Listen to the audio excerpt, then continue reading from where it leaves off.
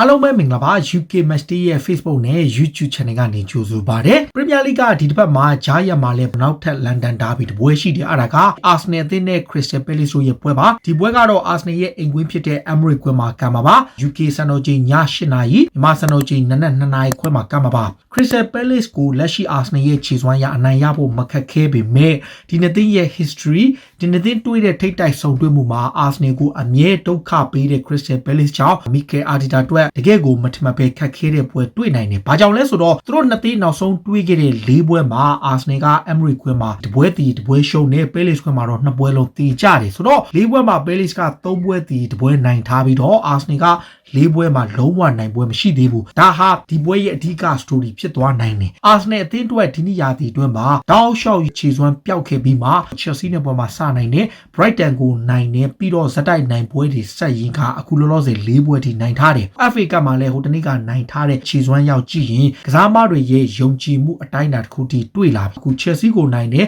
Brighton ကိုနိုင်တယ် West Brom ကိုနိုင်လိုက်တာဟာဒီ Premier League 3ပွဲဆက်ဟာ Arsenal အသင်းအတွက်ရော Mikel Arteta အတွက်ဒီနေ့ရာသီမှာပထမဆုံးဖြစ်တယ်။ဒါအပြင်အဲ့ဒီကစားခဲ့တဲ့3ပွဲမှာ Newcastle ကိုပေးကူမရှိဒါ West Brom ကိုပေးကူမရှိ Brighton ကိုပေးကူမရှိနဲ့ Chelsea ကိုနောက်ကျဂိုးကြောင့် 3-1 ဖြစ်သွားတယ်။ဆိုတော့၄ပွဲမှာ3ပွဲ clean sheet ရတယ်တကူပဲပေးရတယ်။အဲ့ပွဲမှာထူးထူးခြားခြား Arsenal ခံစစ်ပိုင်းမှာတော့ Pablo Mari ကစားခဲ့တယ်။ဒါဒီနှစ်သင်းရဲ့ခြေစွမ်းကိုကြည့်ရင်တော့ Palace ကလက်ရှိမှာကစားရခက်တဲ့အသင်းထဲမှာပါပေမဲ့သူတို့အနေနဲ့နောက်ဆုံး6ပွဲမှာတပွဲပဲနိုင်ထားတယ်။ဒါနောက်ဆုံး5ပွဲမှာဆိုရင်ဒါ Sheffield United ကိုသူတို့အိမ်ကွင်းမှာနိုင်ထားတာဒါ Leicester ကိုတီးကြတယ်။ Aston Villa ကိုဝေးကွင်းမှာရှုံး Liverpool ကိုအိမ်ကွင်းမှာဂိုးပြတ်ရှုံးပြီးတော့ West Ham နဲ့တီးကြထားတယ်။ကစားခဲ့တဲ့ပွဲတွေမှာ Villa တို့ Liverpool တို့ West Ham တို့ Leicester တို့ဆိုကစားရခက်တဲ့အသင်းတွေနဲ့ကန်တဲ့မှာ Palace ကရလက်ဆိုးနေတယ်။ဘက်က Arsenal ကတော့ Southampton ကိုတီးကြပြီးတော့ Everton ကိုရှုံးထားတယ်။ဒါပေမဲ့အဲ့နောက်ပိုင်းမှာ Chelsea ကို 3-1 Brighton ကို 1-0 West Brom ကို 4-0 ဆိုတဲ့ရလက်တွေဟာ Arsenal အသင်းအတွက်တကယ်ကိုကျေနပ်စရာပါ။ Mikel Arteta အနေနဲ့အခုဒီလိုပြောင်းလဲတဲ့အခါမှာသူ့ရဲ့လူငယ်ကစားသမားလေးတွေကလည်းအရေးပါတယ်။ကွင်းလယ်မှာ Bukayo Saka ရဲ့တောင်ပန်နောက်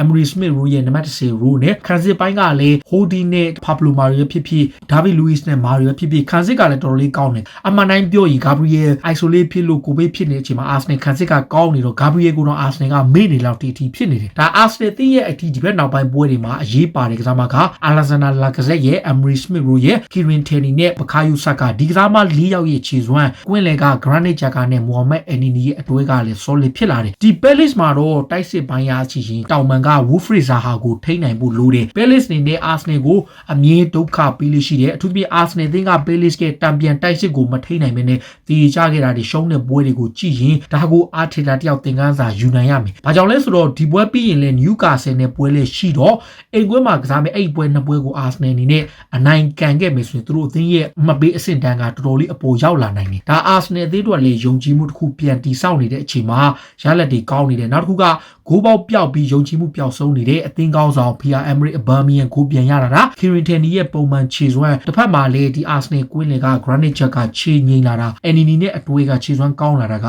Arsenal ရဲ့တော်တော်ကိုရလက်ကောင်းစေတာလက်ရှိ position ရ Palace ကအဆင့်14 Arsenal ကအဆင့်17 Arsenal သင်းက9ပွဲနိုင်ပြီးတော့10ပွဲရှုံးထားတယ် Palace ကတော့6ပွဲနိုင်4ပွဲတည်9ပွဲရှုံးထားတယ်ဒါပေမဲ့ Arsenal ဟာအခုစောပိုင်းတုန်းကဂိုးရဖို့ရုန်းကန်နေရပေမဲ့အခုနောက်ပိုင်းမှာတော့ဂိုးတွေတောက်လျှောက်သွင်းနေတယ်အရင်တုန်းကဆိုရင်ဂိုးတစ်ခုရဖို့တော်တော်ရုန်းကန်နေရတဲ့အခါအခုအိမ်ကွင်းမှာတော့အခုရလက်ပိုင်းတွေပြန်ကောင်းလို့ဇက်တိုက်နိုင်ပွဲဆက်နေတဲ့အချိန်မှာတပွဲကိုပြန်ပြ 1.8 ဂိုးတော့ရှိသေးတယ်ဒါပေမဲ့ခံစစ်ကတော့တော်တော်လေးကိုတိုးတက်လာခဲ့တယ် clean sheet လည်း5ပွဲရထားတယ်ဒါလက်ရှိခြေစွမ်းရ Crystal Palace က Wilfried Zaha Benteke တို့ရဲ့တိုက်စစ်အတွဲကရော Arsenal သင်းကိုဒုက္ခပေးနိုင်မလားအရင်တုန်းကသင်ခန်းစာကို Arsenal သင်းကမယူခဲ့ဘူး Zaha တယောက်တည်းကိုပဲ Arsenal ကမထိနိုင်ဘဲနဲ့ပွဲတော်တော်များများရှုံးနေသွားခဲ့တာကိုသင်ခန်းစာကောင်းကောင်းယူဖို့လိုတယ် Arteta အနေနဲ့ဒီဘက်နောက်ပိုင်းပွဲမှာခံစစ်ကတော်တော်လေး solid ဖြစ်တယ်သူကစားခြင်းနဲ့ခံစစ်4ယောက်ပုံစံဟာတပြေးပြေးနဲ့အသားကျလာတဲ့အခါမှာ Arsenal ကစားဖို့ကောင်းလာတယ်သူသဖြင့်လူငယ်ကစားပါလေး Emery Smith Rowe ရဲ့နံပါတ်10 Rowe မှာကစားတဲ့ Rowe ကပဲ Arsenal သင်းရဲ့တိုက်စစ်လမ်းကြောင်းမှာပြိုင်ဘက်အသင်းရဲ့ကွင်းလေကတိုက်စစ်ပိုင်းကိုသူကောင်းကောင်းထိန်းချုပ်နိုင်သလိုသူ့ရဲ့ link အတွဲလေးတွေကနေတိုက်စစ်ပိုင်းကရောတောင်ပံမှာရောကောင်းကောင်းအလုပ်ဖြစ်လာတယ်ဒီနေရာမှာ Gabriel Martinelli ပါဖို့မသေးကြပါပဲAubameyang ကိုဘဲ Lacazette ကိုအထောင်နဲ့ Saka ကိုညာကစားရင်ပဲ Arsenal တိုက်စစ်ကတော်တော်လေးကောင်းတယ်ကွင်းလေက Holding midfield 2ယောက်နဲ့တစ်ဖက်က Willian တို့ Fabi တို့Joe Willock တို့ Reece Nelson ဒီစားမတွေကိုတော့မေ့ထားလို့ရတယ်ဒီစားမတွေကတကယ်ကို useless ကစားမတွေပဲဆိုတော့ Mikel Arteta အနေနဲ့ဇက်တိုက်နိုင်ပွဲဆက်နေတဲ့အချိန်5ပွဲဆက်နိုင်ပွဲ Premier League မှာ4ပွဲဆက်နိုင်ပွဲရဖို့ Zaha နဲ့ Crystal Palace ကတောင်ပန်တံပြန်တိုက်စစ်တွေကိုကောင်းကောင်းထိနိုင်ဖို့လိုတယ်လက်ရှိနေထားရ ဟတ်တူဟတ်ရလဲအသာစီးရထားတဲ့လန်ဒန်ဒါဘီလည်းဖြစ်တဲ့အာဆနယ်အသင်းဆိုရင်အမြဲဒုက္ခပေးတဲ့ Crystal Palace ကို Ryan Horsett အသင်းကဘလူးနီးဗျူဟာဘလူးနီးစစ်တွေနဲ့ကစားမလဲသူတို့အသင်းကရှင်းတယ်ဗျာပိတ်ဆို့စုပြုံကစားတဲ့ဇာဟာရဲ့ကောင်တာတွေကနေသူတို့ကအနည်းဆုံးတစ်မှတ်လောက်တော့ရအောင်ဒုက္ခပေးတယ်စပါးကိုတီးကြခဲ့တဲ့ပွဲကိုကြည့်ရင် Crystal Palace ကတကယ်ကိုဒုက္ခပေးနိုင်လွန်ရှိတဲ့ခြေသွမ်းမျိုးပါဒါပေမဲ့လန်ဒန်ဒါဘီလည်းဖြစ်တဲ့ Emirates ကွင်းမှာလည်းကမ်းမယ်လက်ရှိယုံကြည်မှုတွေတက်နေတဲ့ခြေသွမ်းကလည်းပြန်ကောင်းနေပြီးတော့ကစားမတွေလည်းလုံးဝကိုစိတ်တပိုင်းဆိုင်ရာအမြင့်ဆုံးရောက်နေတဲ့အာဆနယ်အသင်းကတော့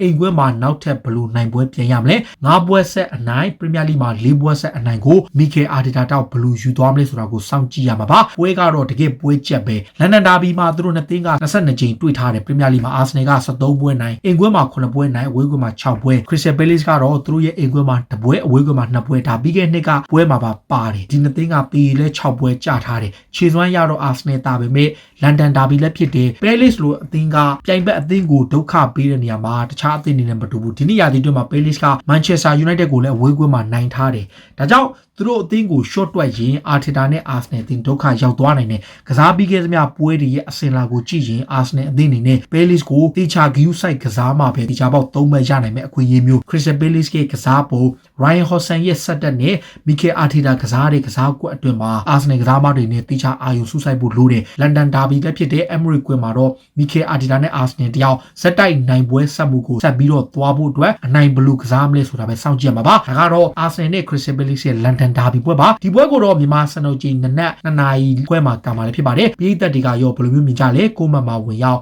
မှတ်ချက်ပေးကြပါလို့ပြောရင်းနဲ့အားလုံးကိုကျေးဇူးတင်ပါတယ်ဗျာ